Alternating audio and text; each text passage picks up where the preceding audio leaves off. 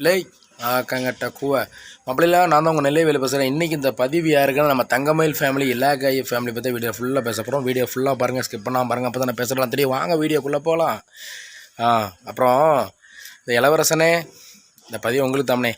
நீங்கள் இப்போ சொல்லியிருக்கீங்க வீடியோவில், நான் உண்மையாக இருக்கிறேன், நான் இந்த கண்டென்ட்லாம் பண்ணலை, நான் உண்மையாகவே நான் குடிக்கிறேன், நான் அதே மாதிரி நான் உண்மையாகவே நான் யூடியூப்பில் எவ்வளோ ரூபா வருதுன்னு சொல்கிறேன், நான் நிறைய பேருக்கு நான் உதவி பண்ணிக்கிட்டு இருக்கேன், அப்படி இப்படிலாம் சொல்லியிருக்கீங்க. ஏன்னா இளவரசனே, ஏனே குடிக்கிறீங்க? அழகான மனைவி, அன்பான குழந்த, எதுக்கு நீங்கள் குடிக்கணும்? உங்களுக்கு என்னென்ன பிரச்சனை? அழகாக உங்களுக்கு சம்பளம் வந்துக்கிட்டு இருக்குது, வருமானம் வந்துக்கிட்டு இருக்குது. நீங்கள் உங்கள் பொண்டாட்டி பள்ளியிலோட சந்தோஷமாக, எப்பவுமே சந்தோஷமாக சிறப்பாக நீங்கள் வாழலாம். எதுக்கு இந்த சண்டை? எதுக்கு இந்த குடியை கெடுக்கணும்னு சும்மா சொல்லுவாங்க. இந்த குடியால் எத்தனை குடும்பம் தெருவில் நடுத்தெருவில் நிற்க தெரியுமா? ஒரு வேளை சோத்துக்கு வழி இல்லாமல். இப்போ குடிச்சு கிட்னியோ நுரையீரலோ ஏதோ ஒரு பாதிப்பு வந்தால் மட்டும்தான் தெரியும். ஆஸ்பத்திரியில் டீ தூக்கி மூக்கில் இதெல்லாம் சொருகி வச்சுருப்பாங்க தெரியுமா? மாற்றி இந்த பக்கம் இந்த கையில் ஊசியை குத்துவாங்க, ரத்தம் எடுப்பாங்க. அப்போ தெரியும் அதோட வேதனை வலி. அப்போ நம்ம மனைவியும் குழந்தையும் கண்டிப்பாக ரொம்ப வேதனைப்படுவாங்கண்ணே.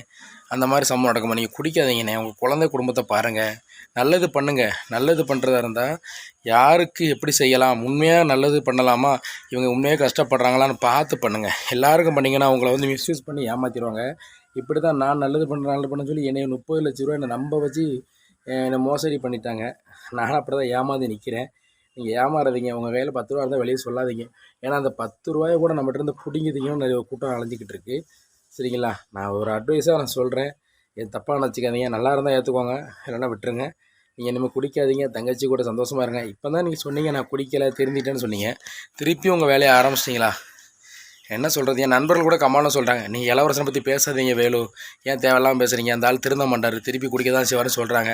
பட் நீங்கள் அதே மாதிரி தான் திருப்பி பண்ணுறீங்க. எனக்கு அது கஷ்டமாக இருக்குது. நான் உங்கள் நல்லதுக்காக நான் பேசுகிறேன், சரியா? நீங்கள் அதனால் நீங்கள் பண்ணுறது எல்லாமே உண்மையாக பேசுகிறது பண்ணுறது தான், கண்டென்ட் எதுவுமே கிடையாது. நீங்கள் சொல்கிறீங்க உண்மை தான், உண்மையாக தான் குடிக்கிறேன் வர சொல்கிறீங்க. அப்படி நீங்கள் உண்மையாகவே நீங்கள் குடிக்கிறீங்க.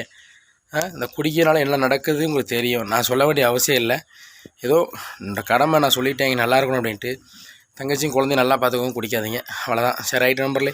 உங்கள் வீடியோ பிடிச்சா லைக் பண்ணுங்கள், கமெண்ட் பண்ணுங்கள், ஷேர் பண்ணுங்கள். மறக்காம Nellai Velu social media YouTube channel subscribe பண்ணி இந்த பெல்லாம் அமைக்கிறேன். நன்றி, வணக்கம் நண்பர்களே.